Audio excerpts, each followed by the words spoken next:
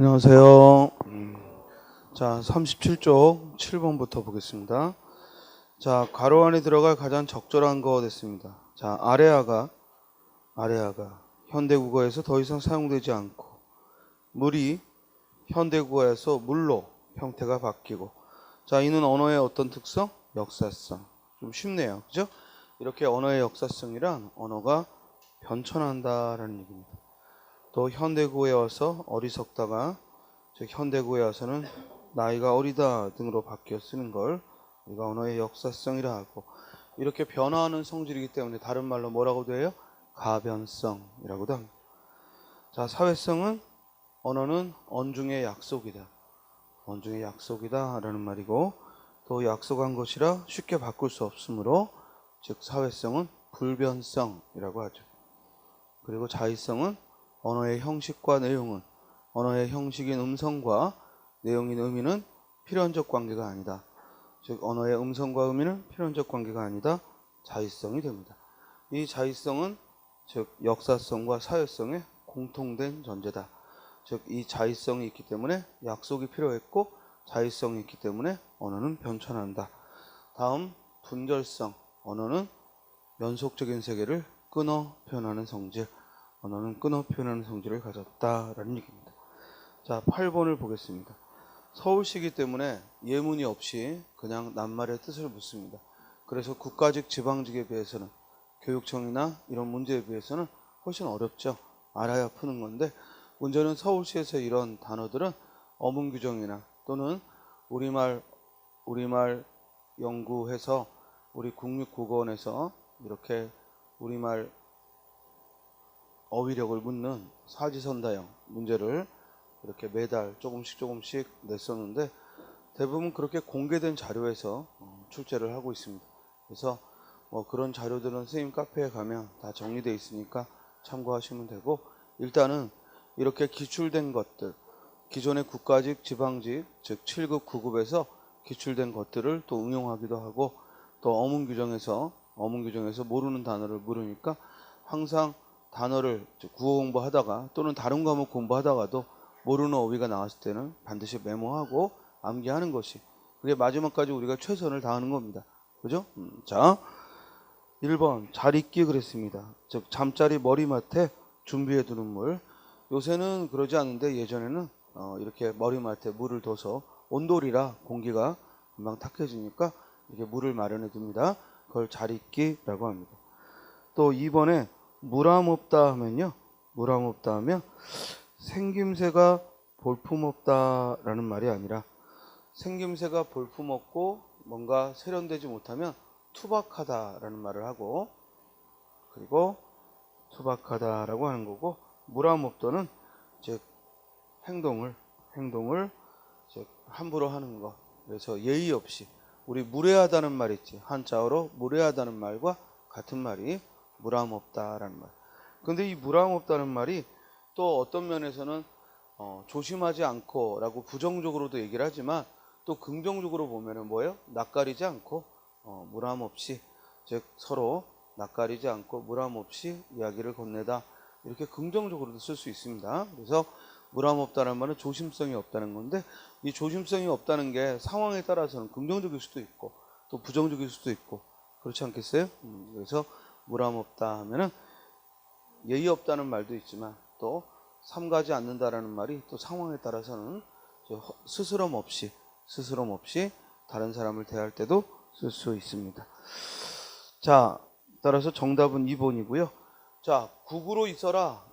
이 젊은 친구들은 이런 말 잘 안 쓰지만 어른들은 실생활에서 많이 써요.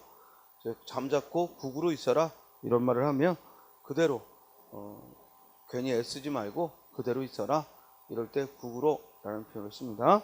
그리고 짜장이라는 말은 여러 번 출제됐습니다. 부사로서, 과연, 정말로, 이런 뜻이죠.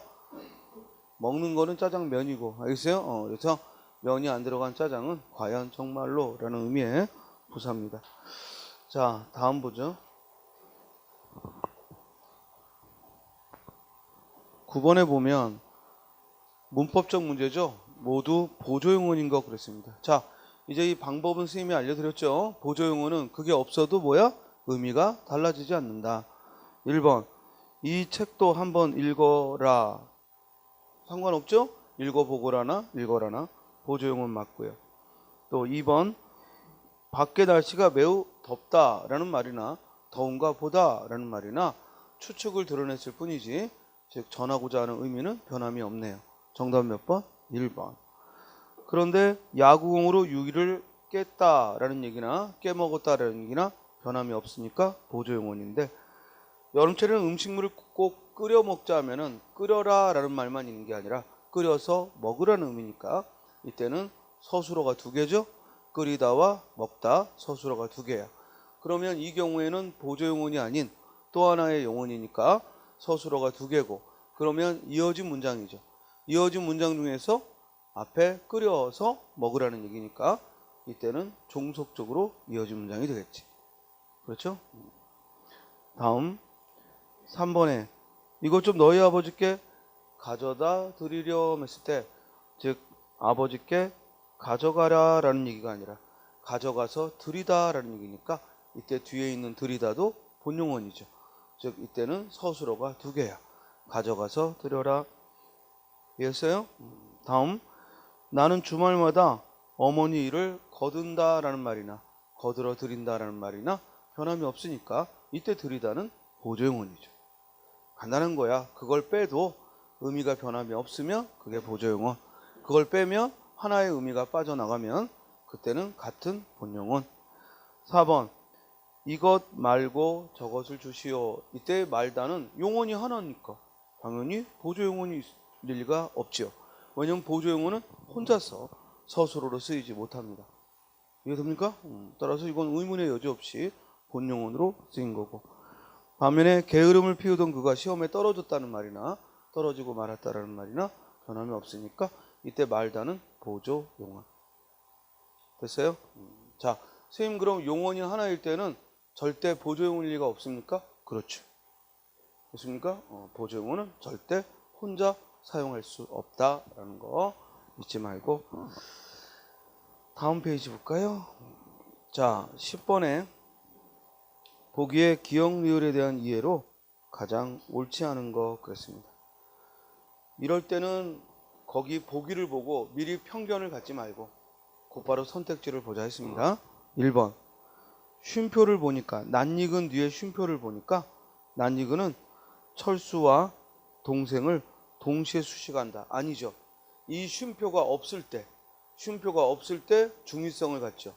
낯익은이 철수인지 동생인지. 그러나 쉼표를 쓰는 순간 그 단어는 바로 다음 말이 아니라 뭐야? 그 다음 말을 수식한다는 약속이죠. 됐어요? 그러므로 낯익은은 여기서 쉼표를 썼을 때는 그 중의성을 없애는 방법이므로 1번 틀린 설명이죠. 정답은 1번. 반면에 2번 마침표가 없는 것을 보니 꺼진 불도 다시 보자는 제목이나 표어다. 그렇죠. 제목이나 표어에는 마침표를 쓰지 않습니다. 선생님이 2016년, 17년 딱 들어서면서 뭘 얘기했어요? 2017년도부터 문장 부호가 새로 적용되니까 시험에 나온다. 강조를 했죠. 그래서 그건 누구라도 예상할 수 있는, 왜냐면 문장 부호라는 것이 오랜 동안 계속 유지되다가 2016년 말에 즉 변화를 줬고 그것이 2017년도부터 적용이 됩니다. 당연히 올해까지는 2018년도까지는 문장 부호 문제가 여기저기서 아마 마주치게 될 거예요. 문장 부호는 어문 규정의 부록으로 들어있는 것이고 여러분들 기본서에 물론 달라진 게 들어있고 또 혹시라도 예전 교재라 문장 부호 바뀐 게 없는 친구는 선생님 카페에 가면 또 있으니까 또는 국립국어원 홈페이지에 가도 문장 부호 변화된 게 있습니다. 가만히 읽어보면 원래 올바르던 게 틀린 경우는 없습니다. 원래 올바르던 건 맞는데 예전에 잘못됐다라고 봤던 걸 다시 올바르다고 이렇게 변화를 한 거죠. 그리고 가장 커다란 변화는 문장 부호에서 마침표 그러면 예전에는 이 마침표가 상이어였고 그 안에 온점, 마침표도 있고 물음표도 있고 느낌표도 있었는데 지금은 마침표 그러면 뭐만 가리킨다? 온점, 즉 마침표만 마침표가 되고 물음표는 물음표고 느낌표는 느낌표인 겁니다. 이해됩니까? 자, 디귿번 휴가를 낸 강에 며칠 푹 쉬고 온다. 물음표를 보니 의문형 종결 어미로 끝나지 않았더라도 의문을 나타낼 수 있음. 즉 우리가 의문문의 가장 기본적인 건 의문형 종결 어미를 취하는 거야. 그러나 일반적으로 가벼운 의문 또는 가벼운 반문 이런 경우에는 굳이 의문형 어미를 쓰지 않고도 물음표를 써서 가벼운 반문을 드러낼 수 있죠. 이건 여러분들이 실생활에서 친구하고 카톡을 할 때도 그죠? 벌써 들어온다 하면서 물음표를 써서 가벼운 의문을 또는 반문을 드러낼 수 있습니다. 알겠죠? 다음 리을번 작은 따옴표를 보니까 일이 다 틀렸나 보군 이라는 말은 마음속으로 한 말이다. 그렇죠. 대화라면 꼭 뭘 써야 돼요? 큰 따옴표를 써야 되고 큰 따옴표를 써야 되고 작은 따옴표는 소설 등에서 즉 등장인물이 속 얘기를 할 때 속으로 생각한 것을 표현할 때 작은 따옴표를 쓰는 겁니다. 됐죠? 그리고 이 편집상 하고가 꽤 많이 띄어져 있는데요. 이 하고는 항상 띄어쓰죠. 인용문과 띄어쓰고 반면에 인용문에 즉 붙이는 조사 라고는 항상 붙여쓰고 라고는 항상 붙여쓰고 하고는 항상 띄어쓴다는 것. 우리 나는 일이 다 틀렸나 보군 하고 생각했다. 이는 문법적으로 문장의 종류 중 어디에 속합니까? 인용절을 안고 있는 문장에 속하겠죠. 인용절을 안고 있는 문장하고 판단할 수 있습니다. 11번을 보겠습니다. 밑줄 친 용언의 활용형이 옳은 것은 자, 딱 보고 옳다 그르다 판단되면 굳이 기본형을 떠올려 볼 필요 없지만 혹시라도 헷갈리면 반드시 기본으로 돌아가서 그 낱말의 기본형을 찾고 그리고 어떤 선어머럼이나 어머러미가 맞는지를 검토해 보시면 되죠. 자, 집에서 학교까지 거리가 가까웠다 틀렸죠. 가까웠다의 기본형은 가깝다고 이렇게 비읍 불규칙 들어가는 용어는 모두 워로 바뀐다. 가까웠다라고 해야죠. 우리 와를 쓰는 경우는 어떤 단어 두 개? 도와 고와만 돕다 도와 곱다 고와만 와를 쓰는 것이고 그 외에 비읍 불규칙 용어는 워를 써서 가까워 고마워 아름다워 하고 워를 표기합니다. 2번 일이 잘 돼서 했을 때 자, 되다라는 말이 기본형이고 그 되다라는 말에 어미가 서가 온 게 아니라 되다라는 말에 우리말에 어미 서는 없죠. 뭐가 있어요? 어서가 있죠. 어미 어서가 있고 되다에 어가 오면 뭐로 축약될 수 있죠? 돼서 하고 축약될 수 있죠. 따라서 2번도 틀렸죠. 즉 일이 잘 돼서 다행이다 라고 했을 때 되다라는 말에 어미 어서가 왔으므로 즉 돼서 하고 오에를 써야죠. 3번 입구에 붉은 글씨가 자 글씨가 주어야 그러면 피동문이 되겠지. 그러면 쓰다의 피동이 뭐야? 쓰이다. 쓰다의 피동은 전미사 이를 넣어서 쓰이다. 그럼 쓰이다의 어미 뭐가 온 거야? 여기 어가 왔으니까 어미 어가 이렇게 오죠. 그러면 두 가지가 가능하다고 했어요. 이 이가 전미사다 보니까 앞에 어근 쓰다와 축약이 돼서 쓰여 라고 쓸 수 있고 또 이 전미사가 뒤에 어미와 축약을 일으켜서 어떻게 쓰여 두 가지가 다 가능하죠. 따라서 입구에 붉은 글씨가 씌어 있다 또는 붉은 글씨가 쓰여 있다. 둘 다 맞죠. 정답 몇 번? 3번. 이해됐어요? 자, 4번에 생각컨대 틀렸죠. 생각하다라는 말에 건대 하고 어미가 맞고 이때 하다가 들어가는 말은 즉 줄일 때 앞에 오는 받침이 안울림이면 하가 통째로 탈락하고 울림이면 예를 들어 예하다라는 말에 건대가 오면 이렇게 모음, 즉 울림이면 아만 탈락하니까 위의 경우는 생각하다, 즉 받침이 안 울림이니까 하가 통째로 탈락해서 생각건대라고 쓰는 것이고, 예하다라는 말에 건대가 오면 앞에 울림이니까 예컨대 하고 표기를 하죠. 됐어요? 이건 공식이야, 공식. 그래서 즉 생각건대고 예컨대죠. 생각건대. 조금 더 기다려보자. 자, 질문. 거기 기다려보자 할 때 보자는 본용어냐 보조용어냐? 그렇지, 보조용어. 왜? 기다리자 똑같지? 또 그 위에 입구에 붉은 글씨가 씌어 있다. 이때 있다는 본용어냐 보조용어냐? 보조용어. 보조용어. 입구에 글씨가 씌었다 이 말이지. 이해됐어요? 자, 다음 페이지. 이제 12번은 사자성어를 물었습니다.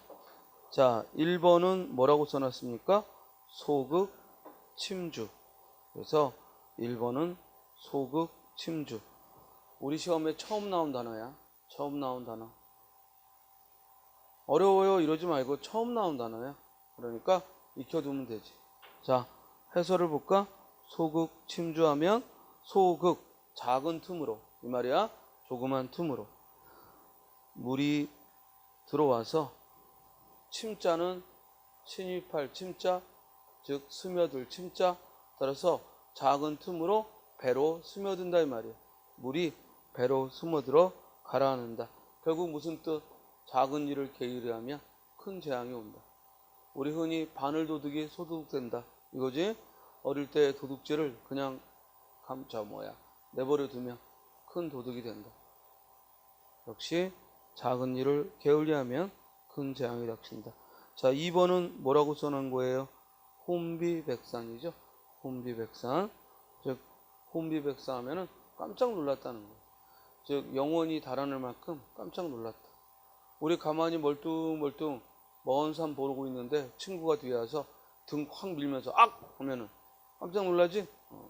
그러면은 정말 그때 갑자기 그냥 머릿속과 마음속이 혼비백산, 즉 깜짝 놀라서 달아나는 느낌이 와요. 스님이 제일 싫은 장난이 그거였어요. 그래서 스님 중고등학교 때 남자애도 그런 짓 잘하거든. 가만히 생각하고 있으면 와서. 왜냐면 보통 애들은 생각이라는 걸 안 해요. 그런데 이렇게 생각하고 있으면 와서 깜짝 뭐하냐? 그러면 깜짝 놀라고. 그러면 바로 친구로서 아웃. 그래서 나는 너무너무 그게 싫어요. 그런 남자애들 그 거친 장난. 본인들은 아무것도 아닌 것 같지만 그 입는 당사자는, 그 피해를 입는 당사자는 몹시 충격적인 거거든. 그런 거 하지 마요. 알겠어요? 자, 그 다음 거기 혼비백산. 3번은 망향보래. 워낙 널리 알려졌고 자주 나왔던 거지. 망향보래. 무슨 뜻? 뒤늦은 후에. 소 잃고 외양간 고친다. 망향보래. 뒤늦은 후회를 바랍니다. 소 잃고 외양간 고친다. 뒤늦은 후에. 그런데 망향지타는 뭘까? 요 한자를 써서, 이 한자를 써서 망향지타 이러면 뭐죠? 탄식할 탄자를 쓰고 망향지타. 지금 망향보래 하면 즉 소 잃고 외양간 고친다. 뒤늦은 후회라고 했고, 그럼 망향지타는 이것도 공부 안 한 친구들은 그러니까 망향지탄이 소 잃고 외양간 고치기 뒤늦은 후회니까 뒤늦은 후회로 인한 탄식이구나 이렇게 생각하기 쉬운데, 여기 망향지탄은 무슨 뜻? 학문하기에 어려움이에요. 학문하기에 어려움, 진리를 구하기에 어렵다라는 뜻. 학문하기에 어려움, 진리를 구하기가 어렵다. 자, 이왕 망향지탄 나왔으니까 같은 도금을 갖는 또 다른 글자 있지? 뭐가 있어요? 발할 망자를 쓰고, 그죠? 대양 양자를 쓰고, 지타는 같은 글자를, 즉 아주 커다란 바다를 바라보며 탄식한다. 이건 무슨 뜻? 똑같이 망향지탄인데 아주 커다란 바다를 보며 탄식한다. 무슨 뜻? 자신의 보잘것없음을 탄식합니다. 즉 드넓은 바다를 보면서 우리 조지훈님의 시에도 있나? 조병환님의 시인가? 파도야 나는 왜 이렇게도 작으냐? 모래야 나는 왜 이렇게도 작으냐? 그러니까 저 드넓은 바다에 보면 인간은 작은 모래알만큼도 못하다, 이걸 느끼는 거죠. 그래서 망향지탄. 그렇죠? 다음 4번은 간자죠. 간명범의 그랬습니다. 간명범의. 즉 우리 간명하면요 이름을 더럽힌다는 거예요. 그러니까 이름을 더럽히고 범의, 의리를 범한다. 그러니까 옳지 못한 행위죠. 간명범의, 옳지 못한 행위. 역시 우리 시험에 처음 나온 단어. 그러면 답은 2번 아니면 3번인 겁니다. 알겠습니까? 처음 나온 한자성어가 답이 되는 경우는 한 번도 없었습니다. 알겠습니까? 항상 그 한자성어는 그 다음 시험에 답이 될 수는 있어도 처음 등장하는 한자성어가 답이 된 경우는 우리 공무원 시험 역사상 한 번도 없었다. 물론 너에게는 처음이었겠지만, 알겠어요? 당사자인 너에게는 처음이었겠지만 이미 출제됐던 것들이 다음 시험에 답이 되고 처음부터 아주 생소한 우리가 써보지 않은 그런 한자성어를 출제하지는 않는다. 그러므로 여러분들이 한자성어를 제대로 공부한다면 시험장 가서 모르는 한자성어에 겁먹지 마라. 찍더라도 그거 쓰고 나오는 거 아니야. 알겠어요?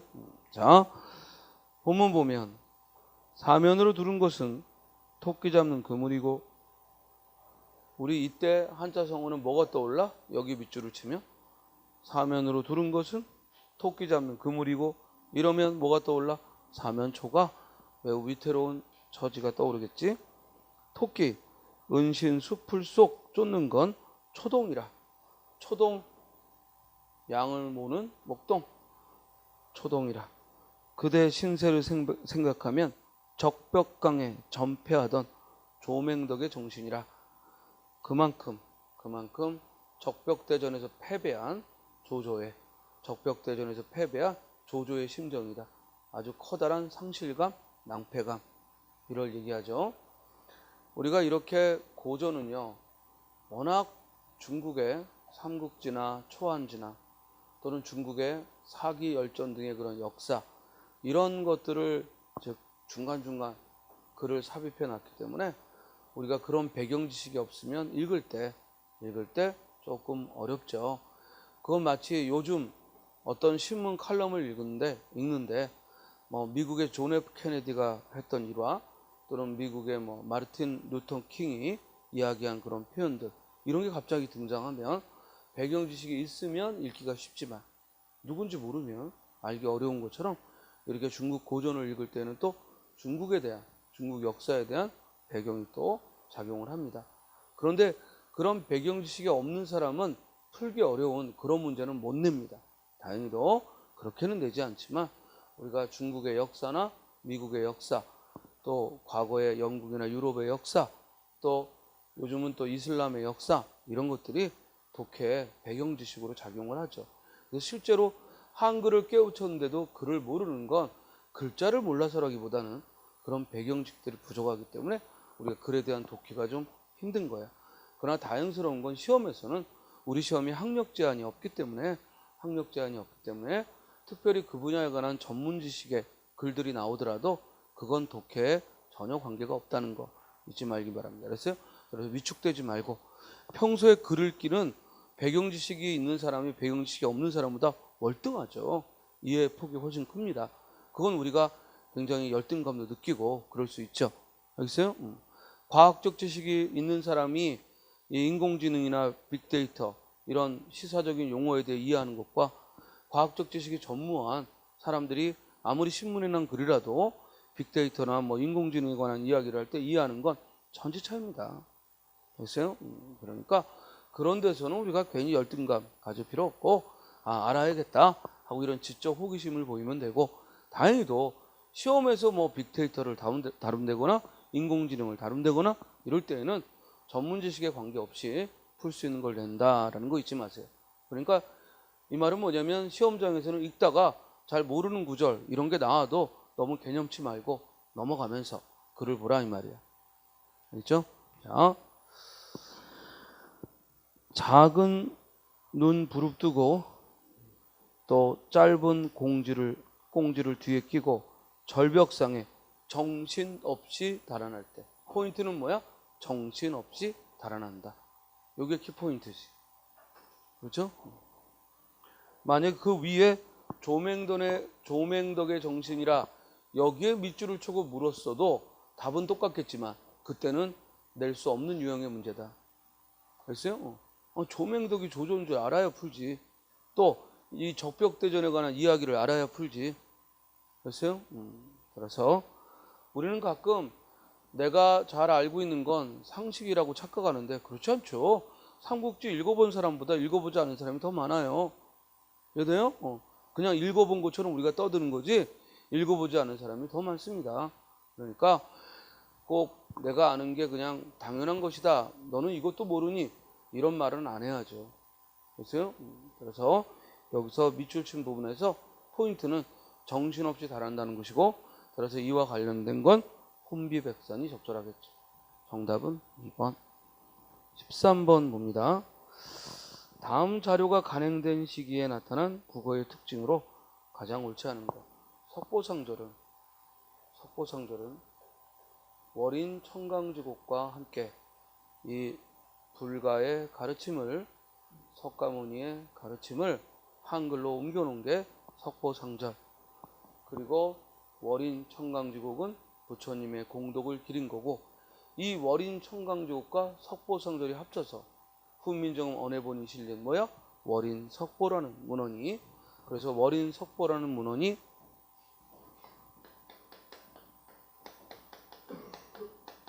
우리 훈민정음 언해본이 어디에 실려 있어? 월인 석보 첫머리에 훈민정음 언해본 나란말싸미 둥국에 달하는 이 내용이 실려 있는데 이게 바로 월인 석보 첫머리에 실려 있고 이럴 때 석보가 바로 지금 보고 있는 석보상절의 준말이고 그리고 앞에 월인은 월인 청강지곡 즉 부처를 달에 비유하고 그 달이 청강을 이끈다. 즉 모든 중생을 이끈다. 그래서 부처님의 공덕을 그린 것이 월인 청강지곡이야. 즉 월인 청강지곡이나 석보상절이나 모두 한자로 이루어진 걸 한글로 옮겼고 이 작업을 주도적으로 했던 사람이 바로 수양대군이야. 그래서 이 수양대군이 즉 세조가 된 후에는 바로 그 두 책을 한 권으로 묶었고 그게 바로 월인 석보라고. 이해됐어요? 그러니까 시기가 언제야? 중세 국어, 15세기 국어지. 그러니까 여기 제시된 태자, 즉 도리 이루샤 자게 자비오라 하시나니 라는 말은 중요한 게 아니지. 중요한 포인트는 석보상절이라는 문헌이에요. 이해됐어요? 따라서 15세기 국어의 특징으로 옳지 않은 거 이 뜻이지. 그럼 우리 15세기 국어의 특징은 언제 배웠나? 바로 훈민정음 공부하면서 얘기했던 문법적 특징들이 모두 15세기 국어야. 그리고 우리 국어학사가 나올 때마다 짧게 선생님이 몇 번 얘기를 했지. 일단 시기상의 구별, 고대국어, 중세국어, 근대국어, 현대국어라는 구별을 했고 문법상의 변화가 심했던 것이 중세국어에서 근대국어고 근대국어에서 현대국어로 오면서 어휘상의 변화가 심했다라는 말을 했습니다. 기억납니까? 자, 1번 외와 위가 단모음화된 시기다. 틀렸죠? 이거 여러 번 얘기했어. 원래 15세기 때 단모음은 몇 개? 7개. 아, 어, 오, 우, 이에 아래아가 하나 더 있었죠. 이렇게 7개였어요. 원래 15세기 국어의 단모음은 7개였다. 이러다가 17세기로 가서 아래아가 없어지면서 뭐가 더 생겨? 에와 에가 더 돼서 8개가 되죠. 하나 빠지고 2개가 들어갔으니까. 지금 이 설명을 수업 듣는 우리 친구들이 스님한테 처음 들었다 하면 우리 친구는 공부를 아주 안 한 거고, 알겠어요? 그러면 다시 마음을 비우고 기본 이론부터, 알겠어요? 기본 이론부터 복습하면서 해야 돼. 그렇죠? 여러 차례 얘기한 건데 또 다른 스님들하고 공부하다가 스님하고 공부하면서 이걸 처음 봤다. 그러면 그 선생님이 부지런하지 못한 거지. 그런데 스님들이 이걸 설명 안 했을 리는 없고 이건 반드시 마주치게 되는 내용인데 아마 이게 기억이 안 나는 거 꼼꼼하게 복습 안 해서 그래요. 됐습니까? 공무원 시험 선생인데 이 단모음의 변화를 설명 안 했다면 그건 있을 수가 없는 얘기거든. 그래서 그건 아마 우리 학생들이 그 수업을 할 때 빠졌거나 있어요? 아니면 무심히 넘겼기 때문에 그런 거예요. 아주 매우 중요한 지식입니다. 알겠습니까? 자, 국어의 단모음은 15세기 때 몇 개였다? 7개였다. 그러던 것이 17세기로 가면서 8개로 늘었는데 아래아가 빠지고 뭐가 더 들어갔다? 에와 에가 더 들어가서 17세기 근대 국어 때 8개로 즉 단모음의 수가 늘어납니다. 그리고 20세기에 들어와서 현대 국어로 오면 이제 이 8개 뭐가 더 들어갑니까? 외와 위가 더 들어가서 우리 국어의 현대 국어의 단모음은 모두 10개다. 그렇죠? 이와 같은 단모음 변화에 결정적 역할을 했던 것이 뭐다? 아래아의 소실. 아래아의 소실이 우리 문법에 영향을 준 두 가지. 하나는 단모음의 수가 늘어났다. 또 하나 모음 조화가 약화됐다. 아래아가 소실되면서 모음 조화가 약화됐다. 아래아가 소실되면서 단모음의 수가 늘었다. 중요한 정보. 정답은 1번. 합용병서와 각자병서가 쓰였던 시기다. 합용병서란 뭐야? 겹자음이 쓰이는 걸 말하고, 각자병서란 된소리, 쌍기역, 쌍디귿, 쌍비읍, 쌍시옷 등을 말하죠. 합용병서는 겹자음, 리을 비읍, 리을 기역, 또 비읍 시옷, 비읍 시읍 디귿 뜻 이와 같은 합용병서. 그리고 각자병서는 같은 자음을 나란히 쓰는 즉 된소리가 각자병서야. 자, 질문. 이 합용명서와 각자병서가 모두 쓰였고 특히 합용병서는 어두에도 사용을 했다는 것이 15세기의 특징이지. 그 어두에 사용된 합용명서를 뭐라고 불러? 어두자음군이라고 부르는 거야. 어두자음군. 그러면 현대국어의 특징 그랬을 때, 자, 이 말이 맞나 봐. 현대국어에는 합용명서와 각자병서가 현대국어에도 합용명서와 각자병서가 모두 쓰인다. 현대국어에도 합용명서와 각자병서가 모두 쓰인다. 맞다 틀리다? 맞다. 다만 어두자음군이 사용되지 않을 뿐이지. 받침에는 그대로 쓰잖아. 그지? 그래서 우리 의문현상에 모두 있어? 자음군 단순화라는 즉 의문현상도 있듯이 즉 현대국어에서 합용명서는 쓰여요. 다만 어두자음군이 쓰이지 않는 거지. 알겠죠? 그리고 15세기 때 각자병서, 된소리는 훈민정음 28자에 포함된다, 포함되지 않는다, 포함되지 않는다. 훈민정음 28자에 된소리는 포함되지 않습니다. 왜냐하면 지금 보다시피 병서법에 의해서, 병서의 원리에 의해서 만든 거지 28자에는 포함되지 않습니다. 그렇죠? 우리 훈민정음 28자에 포함되지 않고 별도로 자음을 규정하는 게 두 개 있지? 하나는 병서법이고 또 하나는 연서법이 뭘 말하지? 순경음 만드는 법. 순경음 미음, 순경음 비읍, 순경음 피읍, 순경음 쌍비읍은 역시 28자에 포함되지 않고 즉 연서의 원리, 이어쓰기 연서의 원리에 의해서 만듭니다. 나란히 쓰기 병서의 원리에 의해서 만든 것이 된소리, 그리고 자음군이고 연서의 원리에 의해 만든 것이 순경음이다. 됐어요?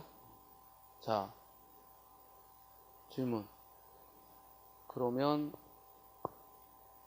15세기 된소리는 현대 국어와 그 수가 다르다. 15세기 된소리는 그 수가 현대 국어의 된소리와 다르다. 맞다 틀리다? 15세기 된소리의 개수는 현대 국어의 된소리의 개수와 다르다. 맞다 틀리다? 맞다. 15세기 때는 뭐가 더 있었어? 손으로 하지 말고 입으로. 15세기에는 뭐가 더 있었어? 쌍히읗이 더 있었지. 즉 현대 국어 같은 쌍기역, 쌍디귿, 쌍비읍, 쌍시옷, 쌍지읒, 그리고 뭐가 더 있었어? 쌍히읗이. 그럼 질문. 쌍히읗은 주로 어떤 표기에 쓰였어? 동국정운식 한자음 표기. 동국정운식 한자음 표기에 사용하느라고 쌍히읗이 즉 있었다라는 얘기다. 선생님이 분명히 말하지만 고전문법을 아무리 비틀고 내도 우리가 수업 시간에 다루었던 걸 절대 벗어나지 않는다. 됐습니까? 고전문법을 아주 깊숙이 들어가면 여러분들이 전혀 손을 못 대게 됩니다. 그런 건 공무원 시험의 시험 범위가 아니다. 됐습니까? 그러니까 고전문법이 한두 차례 났다고 모의고사 등에서 너무 깊숙한 문제를 내는 건 그거는 잘못 출제하는 겁니다. 됐습니까?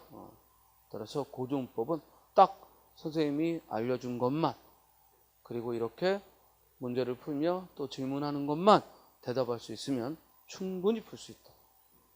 그렇죠? 다음 3번에 주격조사 가가 나타나지 않았다. 맞나요? 예. 주격조사 가는 언제 등장한다? 17세기 근대국어에 17세기 근대국어에 등장한다. 그러면 질문. 그러면 우리 주격조사에 두 가지 있잖아. 받침이 있는 말에는 이를, 그죠? 모음으로 끝나는 말에는 가를.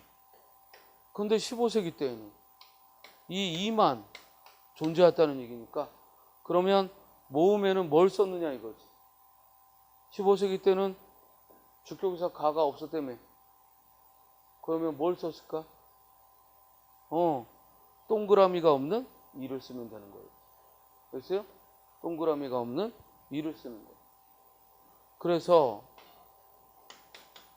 공자가라고 하지 않고 뭐라고 해?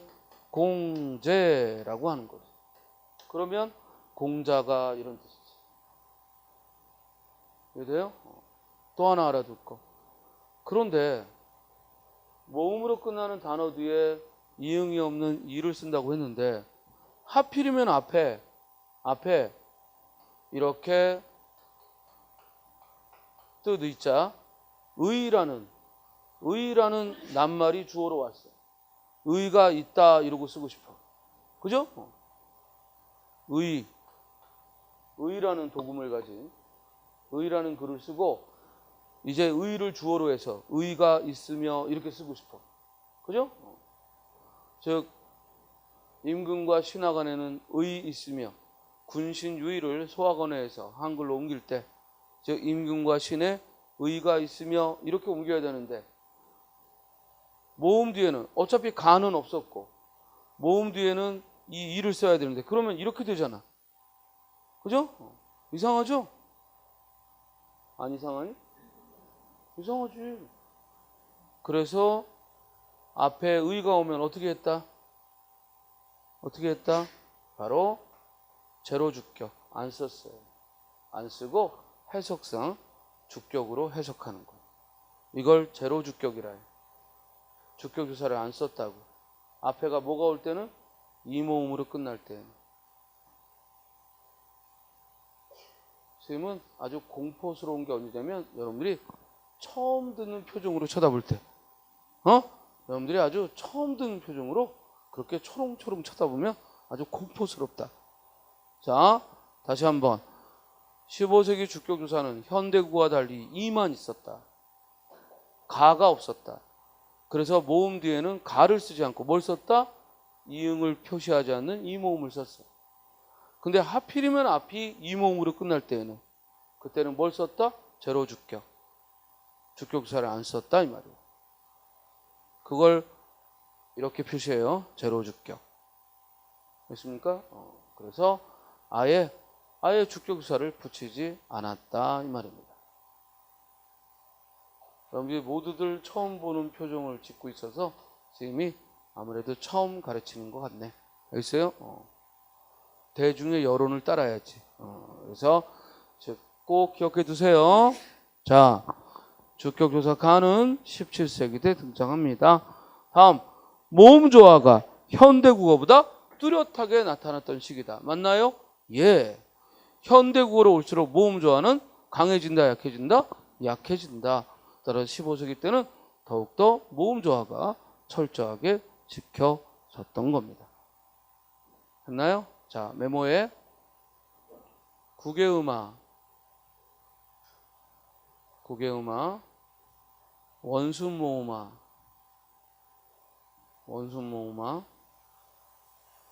이렇게 국외음화나 원순모음화 그리고 단모음화, 이중모음이 단모음이 되는 거지. 이런 변화들은 17세기에 와서 일어나는 거야. 그러니까 15세기 때에는 이런 의문 현상들은 없었어. 그래서 D라는 표현도 얼마든지 쓰였고, G가 아니라 국외음화가 일어난 G가 아닌 D가. 그래서 국외음화니 또는 원순모음화. 원순모음화가 뭐냐면 아까 물을 뭐야? 평순모음 물이라고 쓰던 걸 물이라고 쓰는 걸 우리가 원순모음화. 왜? 평순모음이 원순모음이 됐으니까. 그러니까 지금의 불을 그때는 뭐라고 했어? 불. 또 지금의 풀을 그때는 뭐라고 했어? 흘이라고 했던 거예요. 됐어요? 그래서 국외음화니 원순모음화니 단모음화니. 자, 지금은 백성이라고 쓰지만 단모음 성을 쓰지만 15세기 때 훈민정 원해본에는 백성하고 이중모음을 썼다고. 이 이중모음을 쓰던 게 단모음이 되면 그걸 단모음화라고 얘기하는 거예요. 자, 그리고 하나 더 이화작용. 자, 이화작용은 변천인데, 역시 변천인데 이런 거지. 우리가 지금 거북이라고 이야기하는 걸 그 당시에는 뭐야? 거북이라고 썼어. 자, 거북이 될 때 원래 같은 자음을 썼던 건데 서로 다른 자음으로 바뀌었지. 이걸 우리가 이화작용이라고 해요. 이런 이화작용 역시 언제 등장한다? 17세기 이후에 등장합니다. 그렇죠? 그러니까 여러분들이 착각하는 게 모음조화가 과거에 더 강했다. 그러다 현대국어로 와서 약해진다. 이러니까 마치 우리가 알고 있던 또는 새로운 의문 현상들이 모두 15세기 때 완벽했다고 착각하는데 15세기 때 없던 의문 현상들이 17세기 때 등장하는 것이고 모음조화는 원래 견고하게 지켜지던 것이 약해지는 거다. 이 얘기입니다. 됐습니까? 그리고 방금 오늘 이 시간 여러분들한테 이화작용이라는 걸 소개했고 단모음화라는 걸 소개했고 원순모음화라는 걸 소개했습니다. 이건 모두 다 음운 변동이 아니라 뭐다? 변천이다. 음운 변동이 아니라 뭐다? 변천이다. 이건 세월이 흘러서 변한 거지 현대국어에서 즉 어떤 사람은 백성이라고 하고 어떤 사람은 백성이라고 하고 이러지 않습니다. 알겠죠? 13번에 따라서 정답은 1번입니다. 14번으로 갑니다. 다음 작품과 유사한 정서를 물었습니다. 바로 진달래꽃 답 나와야 됩니다. 워낙 쉽게 낸 겁니다. 이 가시리는 고려가요로서 바로 이별의 정안을 드러내고 있고 우리나라 이별의 정안의 대표적인 작품이 뭐예요? 김소월의 진달래꽃이고 이는 고려가요 가시리에 이어져서 고려가요 가시리에 이어서 바로 이별의 정환, 이별의 심정을 노래하고 있는 거예요. 자, 고려가요 가시리. 고려가요의 특징은 고려가요는 어떤 계층이 부른 거다? 평민층. 고려시대 평민층이 부른 그 당시의 대중가요야. 따라서 이 고려가요는 구비문학이다. 말로 지어 부른 구비문학이고, 이 고려가요가 나중에 이렇게 한글로 옮겨진 건 조선시대에 와서 한글 창제 후 궁중음악을 정리하며 옮겨진 거야. 즉 조선시대에 한글이 만들어지면서 이제 당시에 사람들이 즐겨 부르던, 고려 때까지 즐겨 부르던 노래를 세종 때 음악을 정리해요. 음악을 정리하면서 고려시대의 노랫말이다 해서 한글로 옮긴다고. 그게 바로 고려가요야. 이해돼요? 양반계층이 부르던 건 뭐였지? 경기체가고. 그 고려시대 사대부들이 불렀던 노래가 경기체가고, 그 경기체가는 처음부터 한자로 지어졌어. 한자로 지어진 노랫말이야. 그러나 고려가요는 사람들이 말로 노래를 불렀지 노랫말을 글자로 못 썼다고. 그러던 것이 조선조에 와서 한글이 창제되면서 이 당시에 고려의 평민들이 불렀던 노래다 해서 고려 소교라고도 부르고, 고려 소교, 속된 노래다, 소교라고도 부르고, 고려 가요라도 부르고, 이렇게 악보집에 노래를 옮겼다고. 그래서 고려가요는 그것이 향유되던 시기는 고려 때지만 이게 문헌에 정착한 건 언제다? 조선시대 때다. 그리고 원래 구비문학으로 불렸던 것이 나중에 한글로 옮겨져도 이건 기록문학이 아니라 뭐다? 구비문학이다. 됐어요? 처음 말로 지었느냐 글로 지었느냐가 구비문학과 기록문학을 구별하는 것이지, 나중에 글로 기록된 걸 다 기록문학이라고 한다면 대한민국 문학은 다 기록문학이 돼버리겠지. 됐어요? 따라서 처음에 말로 지어진 것이 구비문학. 훗날에 아무리 한자로 옮겨지고 한글로 옮겨져도 처음부터 말로 지어진 건 구비문학, 처음부터 글자로 지어진 건 기록문학. 그럼 우리나라 기록문학의 효시가 뭐라고? 처음부터 글자로 지어진 노래, 우리나라 기록문학의 효시가 뭐라고요? 그게 향가라고. 알겠어요? 향가는 처음부터 향차례라는 표기로 지어졌기 때문에 향가가 우리나라 최초의 기록문학이 되는 거예요.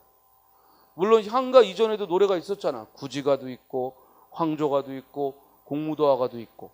그러나 이런 것들은 처음부터 글자로 지어진 게 아니야. 구비문학이라고. 처음부터 글자를 가지고 지어진 건 어떤 문학부터다?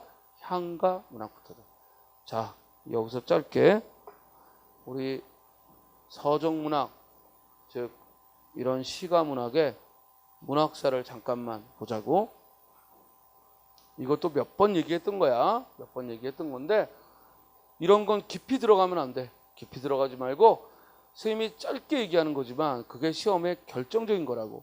됐어요? 그러니까 최소한 이 정도는 기억을 해두자 이 말이에요. 자, 우리 소설문학 계열이 아니라 서사문학 계열이 아니라 서정문학 계열. 그러니까 운문문학의 흐름을 보면 맨 처음 뭐가 있었어? 고대인들이 불렀던 노래. 그걸 뭐라고 불러? 고대가요야. 고대. 즉 삼국시대까지 고대인들이 불렀던 노래. 이 고대가요 중 현재 전해지고 있는 건 5개야. 즉 구지가, 회가, 공무도화가,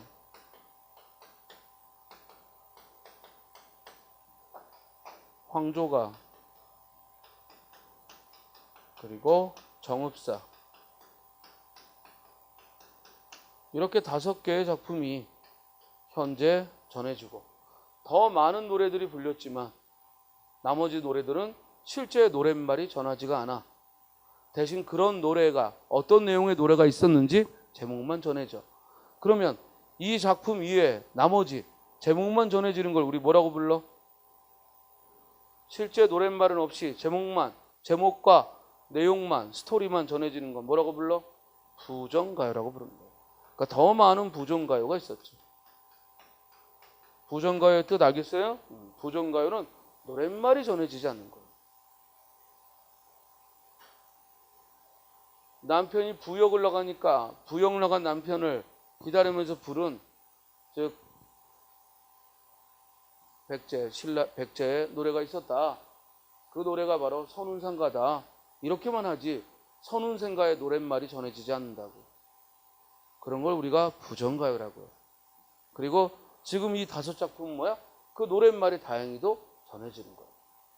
그럼 선생님, 노랫말이 전해지지 않는데 어떻게 이게 부역 나간 남편을 그리워하는 건지, 그죠? 아니면 뭐 바람난 아저씨를 그리워하는 건지 이걸 어떻게 합니까? 어떻게 할까요? 노랫말이 없는데 어떻게 내용은 알까요? 이 당시의 고대 가요는 처음부터 노래집으로 전해진 게 아니라 설화 속에 끼어 있어. 그래서 모두 설화가 뭐야? 옛날 이야기. 설화에 삽입되어 전해지기 때문에. 그래서 그 스토리를 알 수가 있는 거예요. 설화 속에 삽입되어서 이 노래가 전해지기 때문에 그래서 우리가 그 스토리를 알 수가 있는 겁니다. 됐습니까? 자, 이 고대가요 5작품 중에 성격이 확연히 갈라지는 게 바로 구지가 해가와 공무도화가 나머지죠. 구지가 해가는 뭐다? 집단적이고 주술적인 노래고, 나머지 3작품은 뭐다? 개인적이고 서정적인 노래다. 적어도 이 5작품은 반드시 알고 가야 됩니다. 내용도 알고 가야 됩니다. 왜? 여러 번 출제됐거든. 알았어요?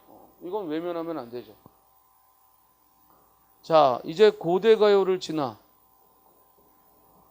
신라가 삼국을 통일하고 신라의 주된 노래가 뭐다? 향가죠. 이 향가는 처음부터 향찰로 표기가 되어진 기록문학이다. 현재 전해지고 있는 건 25수가 전해지죠. 어디에? 삼국유사의 14수가, 그리고 균여전에 11수가 전해집니다. 왜 메모 안 해? 꾸덕이기만 하고 메모 안 하고 그럼 나중에 또 안 가르쳐줬다고 뛰어다니고. 자, 삼국유사의 14수, 균여전의 11수가 전해집니다. 또한 향가는 정형시죠. 그래서 4구체, 또 8구체, 또 19체로 이루어져 있죠. 이해됐어요? 우리 향가 중에서 꼭 보고 가야 될 작품 2개. 뭐야? 제망매가와. 이 제망매가와 어깨를 나란히 하는 문학성이 빼어난 작품. 또 하나 뭐야? 찬기파랑가. 제망매가와 찬기파랑가는 가장 문학성이 빼어난 작품이기 때문에 우리가 눈여겨보고 가야겠다. 이랬어요? 자, 여기까지가 고대 문학에 있어. 즉 우문문학의 흐름이야. 고대 문학의 우문문학은 2가지. 뭐하뭐? 고대가요와 향가. 됐어요? 그리고 우리 문학사에서 크게 중요시하고 보지는 않는데 오히려 이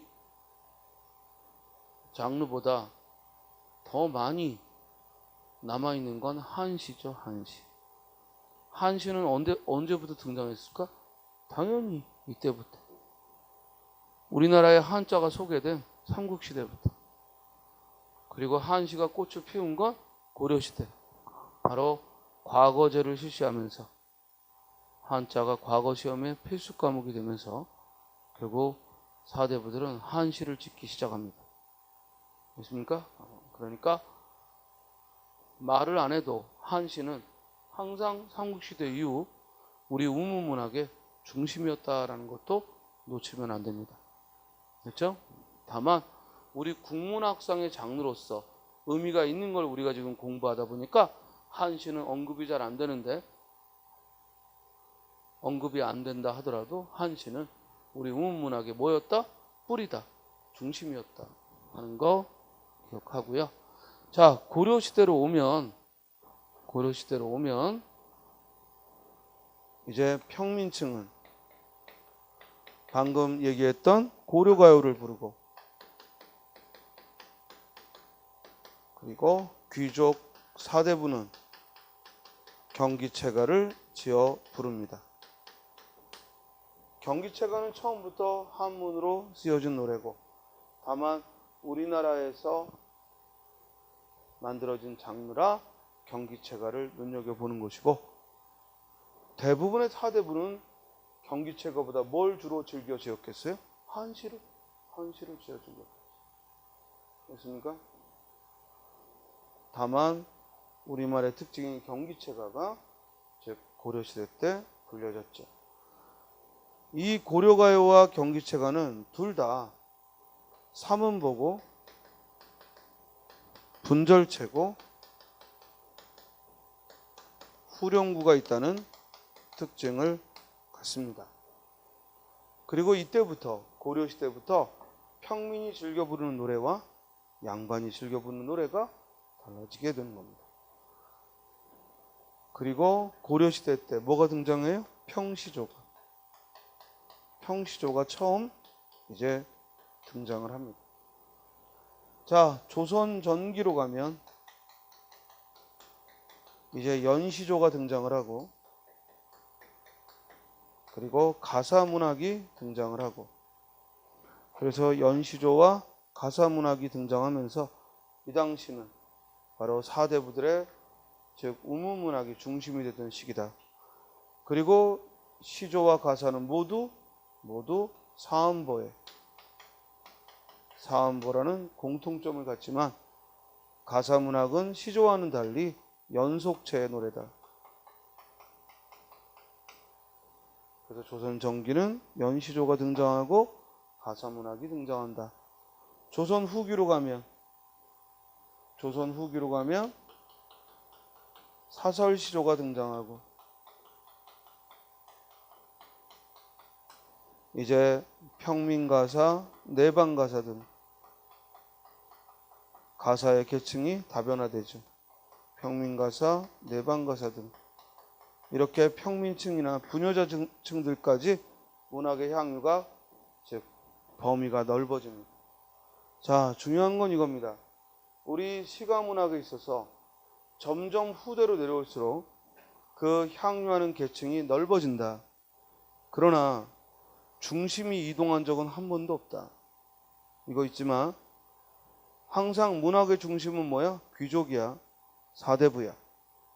그리고 다만 조선 후기로 오면서 그동안에는 문학에 관심이 없던 그런 평민층과 부녀자까지 문학을 짓고 만들었다는 것이지, 그랬다고 해서 중심이 이동했다라고 말하면 안 되겠다.